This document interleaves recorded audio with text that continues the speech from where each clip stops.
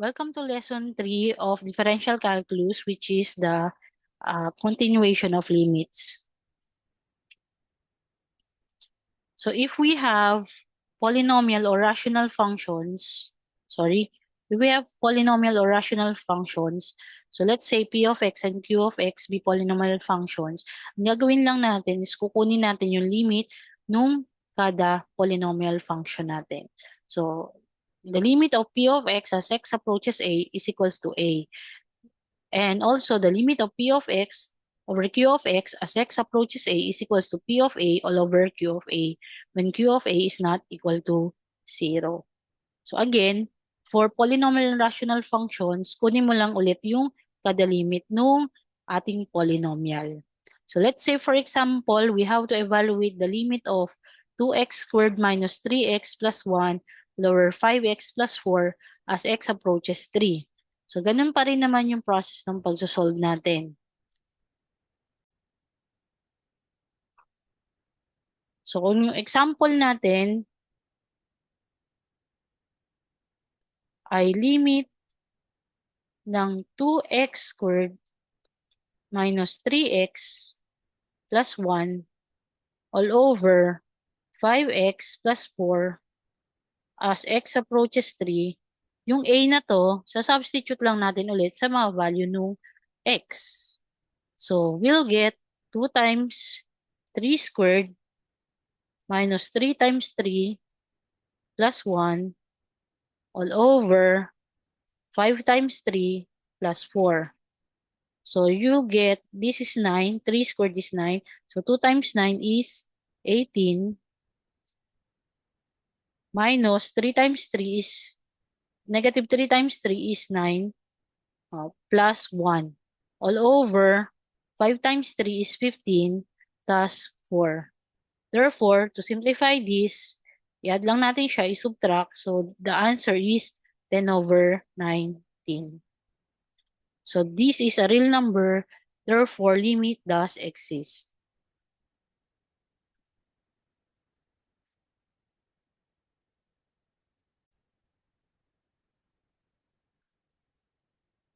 Paano naman kung indeterminate form yung makuha nating answer? No, pwede naman natin niya ma-solve using factoring and cancelling kung meron tayong ma-factor out yung sa polynomial at maka-cancel na value. Okay? So for factoring and cancelling, let's say for example, we are asked to find the limit of x squared minus 3x all over 2x squared minus 5x minus 3 as x approaches 3.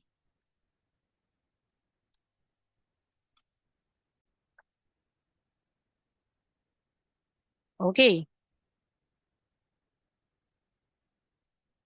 Ito lang. Ayan. Ayan. So, sa factoring, check muna natin kung yung limit of x squared minus 3x all over 2x squared minus 5x minus 3 ay totoo nga bang, as x approaches 3, ay totoo nga bang indeterminate. So, substitute mo muna yung 3 sa x. We get 3 squared minus 3 times 3 all over 2 times 3 squared minus 5 times 3 minus 3. Okay? So, makukuha natin dito is 3 squared is, kaya lang, nawawala yung, ayan, yung pen. Ayan. 3 squared is 9 minus negative 3 times 3 is negative 9. All over, this is 3 squared is 9 times 2, 18 minus 15 minus 3. So, negative 5 times 3 is negative 15. Tapos, ayun yung 3. So, papasinin mo, the form is 0 over 0. So, this is indeterminate. So, ang gagawin natin ngayon is factoring and cancelling. Check mo muna kung may pwedeng i-factor out dun sa numerator tsaka denominator. Sa numerator, meron tayong pwedeng i-factor out dyan. Parehas na term may x. Therefore,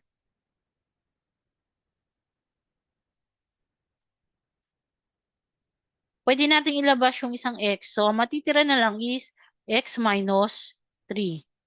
Sa denominator naman, pwede natin yung i-factor out as x minus 3 and 2x plus 1. Okay? So, makikita na tayo ng common sa kanila. So, pwede na nating i-cancel out yung x minus 3 sa numerator at denominator. Ang matitira na lang sa atin is x all over 2x plus 1 as x approaches 3. So, pwede na natin ngayong i-simplify or evaluate yung limit natin. So, we'll have 3 all over 2 times 3 plus 1. We'll get 3 all over 2 times 3 is 6 plus 1. So, the final answer is 3 over 7. Real number na siya. Therefore, the limit does exist.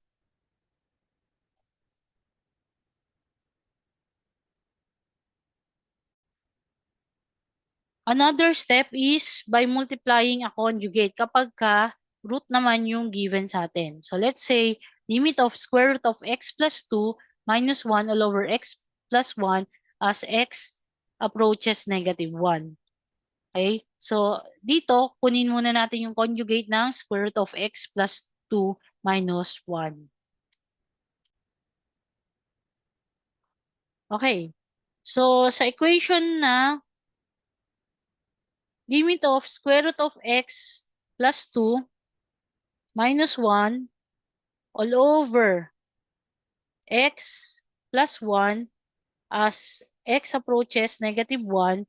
Pagka trinay natin kung indeterminate yan, magiging negative 1 plus 2 minus 1 all over negative 1 plus 1 to. So, ito ay square root of 1 plus 1 all over 0. So, mapapansin natin, or rather, sorry, ito pala ay minus 1 all over negative 1 plus 1. Papansin natin, no, ito ay 1 minus 1 din. So, ang form niya is 0 over 0 ulit, which is indeterminate. Okay? Para makakuha tayo ng limit dito, pwede nating i-multiply yung square root, no?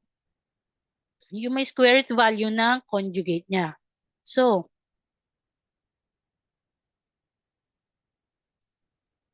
yung square root of x plus 2 minus 1 all over x plus 1, multiply natin both the numerator and the denominator by its conjugate of x plus 2 plus 1 all over square root of x plus 2 plus 1. Okay? Tapos, ifo-FOIL nyo na lang siya. Okay? So, the limit of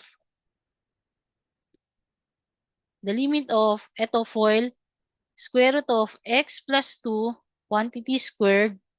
Tapos, ito, tsaka ito, plus square root of x plus 2, plus ito, tsaka ito, minus square root of x plus 2, tapos yung last na, negative 1 times positive 1, will get negative 1 all over. Huwag muna nating i-simplify yung sa baba. Baka kasi mayroon tayong pwede makancel out. No? So, x plus 1 times square root of x plus 2 plus 1. So, ito, pareha sila ng term. Magkaiba lang ng sign. So, magiging 0 na lang siya. Itong square root, no, maka-cancel out yun. So, ang matitira sa atin ay x plus 2 minus 1 all over x plus 1 times square root of x plus 2 plus 1, no, as x approaches negative 1. Okay, so simplify natin, we get x plus 1 all over x plus 1 times square root of x plus 2 plus 1. So, makaka-cancel out natin yung x plus 1. Parehas numerator, denominator meron nun. no? So, the limit of x, rather, 1 na lang siya. 1 all over x square root of x plus 2 plus 1 as x approaches negative 1 can now be solved, no? So, ang gagawin na lang natin ulit yung typical na ginagawa natin, sa substitute natin yung value ng a. So, to simplify this, we'll have 1 all over square root of negative 1 plus 2 plus 1. So this is 1 all over square root of 1 plus 1, or simply, this is 1 all over 2. So yan na yung final answer for the conjugate.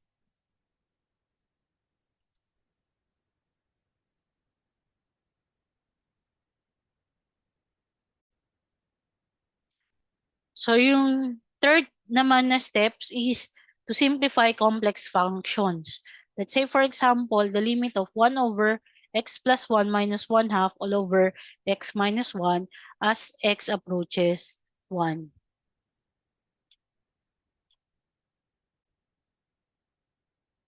So again, we are asked to evaluate the limit of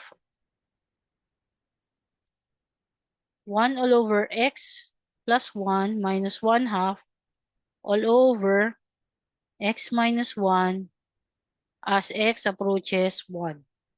Okay? So, ang gagawin mo muna is kunin mo yung this kasi pag sinolve natin to, 0 over 0 ulit to. Magiging indeterminate siya. Okay?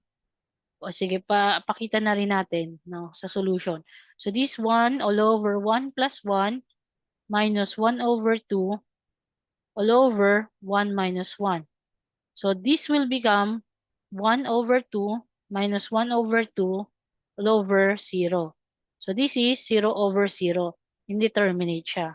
So, ang gagawin natin dito to simplify the complex fraction, okay, sulat ko lang ulit yung function natin.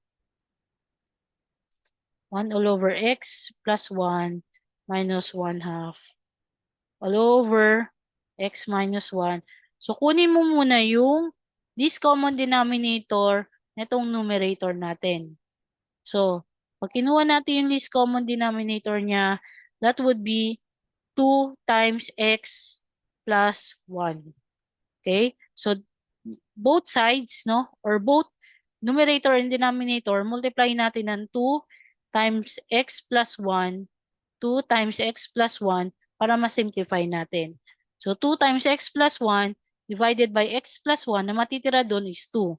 So, times natin yan sa 1. So, sa taas, matitira is 2. Okay? Sa 2x plus 1 naman, divide natin yan na negative 2. Matitira is x plus 1, no? Negative x plus 1, times natin sa 1. So, magiging minus x minus 1 ito. Okay? Then, yung sa denominator, multiply natin to by, or wag muna natin siyang i-simplify. Assist muna natin siya, no? Baka meron tayong ma-cancel out sa kanya. So, this x minus 1 times x minus x, or rather, sorry, labas ko lang yung 2. So, this is 2 times x minus 1 times x plus 1. Okay? So, simplify natin yung nasa taas. We'll have negative x plus 1 all over 2 times x minus 1 times x plus 1. Okay? I-factor out natin yung negative sa taas. So, ang magiging result dito is negative 1 times, or kahit wala na yung negative 1. So, negative, pinactor out natin yung negative sa labas, negative x minus 1 na lang siya. Okay, all over 2 times x minus 1 times x plus 1. So, ito, makakancel out natin, this will become negative 1. Okay, yung nasa taas maging -1. So, ang matitira sa equation natin is -1 all over 2 times x plus 1. So, pwede na nating evaluate tong limit na to. We'll have -1 all over 2 times 1 plus 1. So, this is -1 all over 2 times 2, which is -1 over 4. Ang idea lang dito, kunin mo yung least common denominator nung numerator mo or nung denominator mo, tas multiply mo both sides or rather both end. Okay?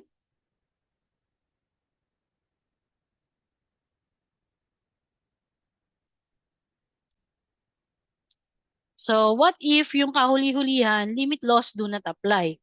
So, let's say, for example, we have to evaluate limit of 1 over x plus 5 over x times x minus 5 as x approaches 0.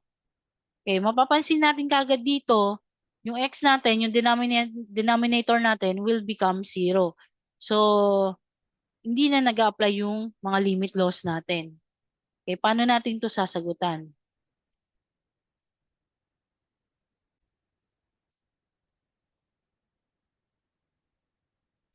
So again, the given is 1 over x plus 5 over x times x minus 5 as x approaches 0. Okay, so ang gagawin nyo lang dito is kunin nyo muna yung this common denominator yung dalawang fraction na to. So this common denominator niya is x times x minus 5.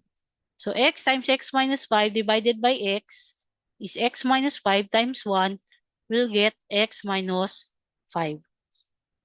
And x times x minus 5 divided by x times x minus 5 is 1 times positive 5 is plus 5. So ito, makakancel na siya.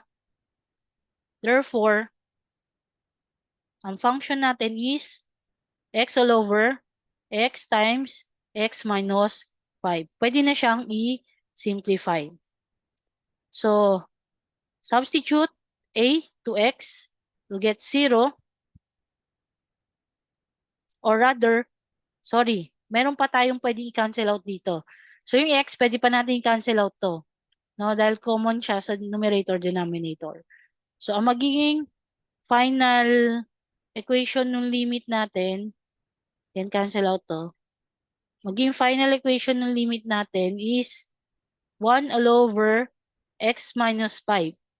Yan, as x approaches 0. So, meron na tayong makukuha ang real value dito. So, again, substitute natin yung a sa x. You get 1 all over 0 minus 5.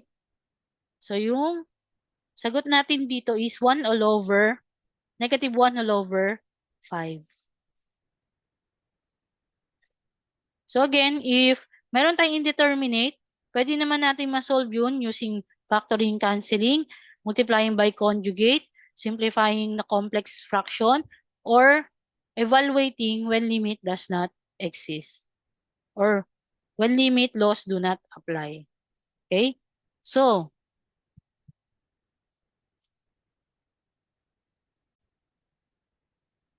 that ends the lesson 3 of differential calculus, no? That ends the continuation for limits. Hope to see you again for lesson 4, no? As for your take home, pwede nyo gawin tong mga practice exercises natin. Pwede nyo isolve yan para mas lalo pa kayong or mas lalo nyo pa maintindihan yung mga na-discuss natin from lesson 1 up to lesson 3. So, if you like this, no, if you like this tutorial, please do not forget to like and subscribe. Thank you.